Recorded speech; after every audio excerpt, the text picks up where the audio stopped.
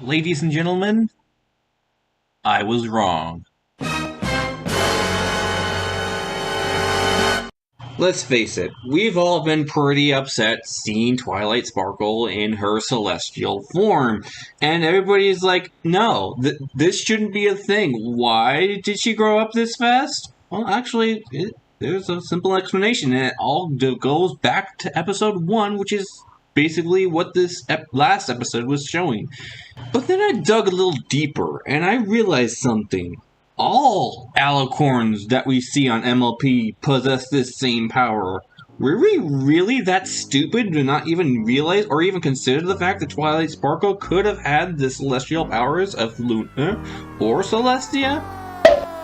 Hello, Internet! Welcome to FIM Theory, the show where it's constantly bombarding you with facts. Kinda.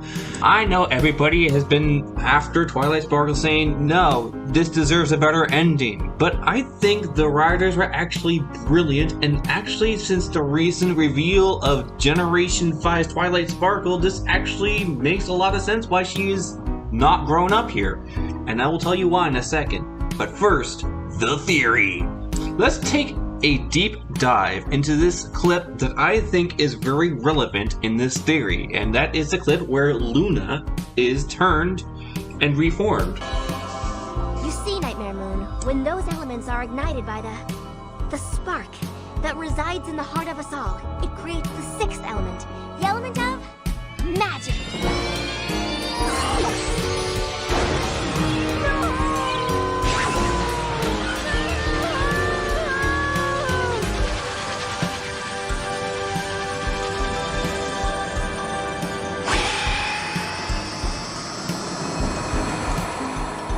Will you accept my friendship? Did you see it? Did you spot it? Let's go over it one more time.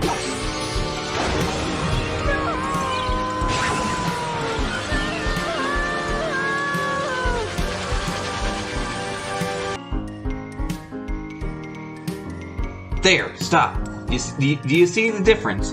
Her hair is less wavy. Does this mean something? This actually solves a lot of problems, and I'll try to tell you them in order. First of all, let's go back to that theory that I said that Moondancer was the one who could move those stars, and I was under the influence that those stars were actually suns, but in reality, those could have been anything. They could have been little ice pellets. They could have been dead alicorns from times past. Who knows? But for some reason or another, those four quote-unquote stars moved in position and set Luna free.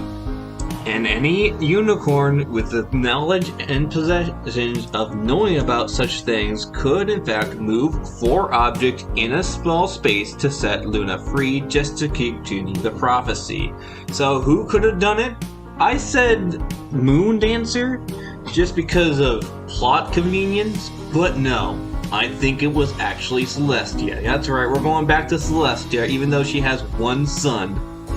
But remember what I said. You don't need the knowledge of moving stars in order to move four celestial bodies. And yes, I believe Sawtooth is right now. Again, I can't believe we're coming back to this because I did a doof, alright? I do doofs sometimes, alright?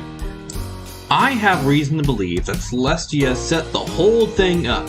She banned Luna to the moon and then somehow distracted her while devising a way to get and absorb her magic by using an artifact. Well, where was those artifacts? The elements of harmony.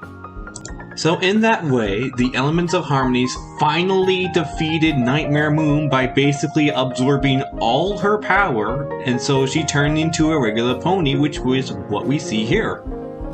And she does get her wavy mane back, but it's not as tense as it was before.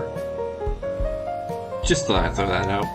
Now, what does this have to do with Twilight Sparkle? Well, you may have noticed that she is tall in the last episode, considered the last problem in episode 9, 2028, I think. And everybody was upset because she was tall and everybody just got old and now she's just part of the celestial form. Now, since we already established that the elements of harmonies basically absorbs Pony's powers, where do those ponies come from? Well, I would like to suggest, and this is a little crude, so if you don't like it, there are several things that you gotta know about this last episode. One is that you gotta assume that Granny Smith is, passed on. Yeah, she had Earth power, which you could technically absorb into the power before she goes away. There have been lots of births and deaths around Equestria ever since the last, 80 years that they have been around, since the second to last episode and the last episode. And so it stands to reason that these elements of harmony actually came from dead ponies, or to-be-dead ponies. But that would insinuate that the babies that replaced them were actually Earth ponies. And this theory actually makes sense because guess what? In Generation 5, what is the power that we are shown? Earth Pony. Because that was all that's left. When Twilight Sparkle infused the 3 crystals, it was just all pony magic. And that's why we all see it here in these scenes. And she could have well made the last message to say, I am with you, to do the whole hologramic thing, or it could just be the Tree of Harmony. But regardless, there was still some stuff left from the Elements of Harmony. But it couldn't have, because all that was left was those 3 crystals. So that rules that out.